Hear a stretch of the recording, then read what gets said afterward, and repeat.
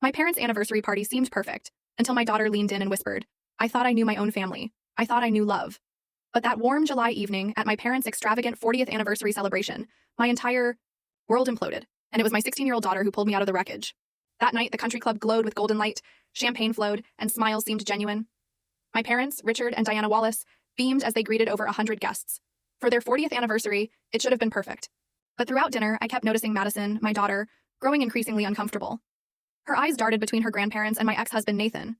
Then, as the anniversary cake appeared, she suddenly gripped my arm. "Mom," she whispered urgently, her voice tight. "We need to go. Now." I stared at her, confused. "Why?" Her eyes hardened. "I'll tell you in the car." My relationship with my parents had always been complicated. Growing up, in their affluent New England household, love wasn't just given, it was earned, always accompanied by high expectations and conditional approval.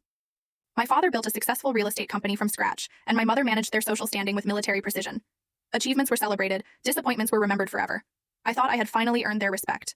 When I married Nathan Pearson, the son of one of my father's business associates, they adored him from day one, his business degree, his ambition, his charm at social functions. For 10 years, I convinced myself we had a solid marriage, even as Nathan grew more controlling and distant. Then last year, my world imploded. I discovered Nathan's affair with his 25-year-old assistant, Kayla. The divorce was brutal. I was left struggling financially, trying to provide for Madison, my perceptive, strong-willed 16-year-old, and Ethan, my sweet, sensitive 8-year-old son. We had to move from our spacious colonial home to a modest 3-bedroom apartment. I took on freelance graphic design work alongside my part-time gallery job, trying to adjust to shared custody. To my surprise, my parents seemed supportive during the divorce. They called more often, sent gifts to the children, invited us for Sunday dinners. I was grateful, desperate for their validation, for that feeling of finally being chosen. I thought, this is it. They finally see me. Only Madison remained skeptical.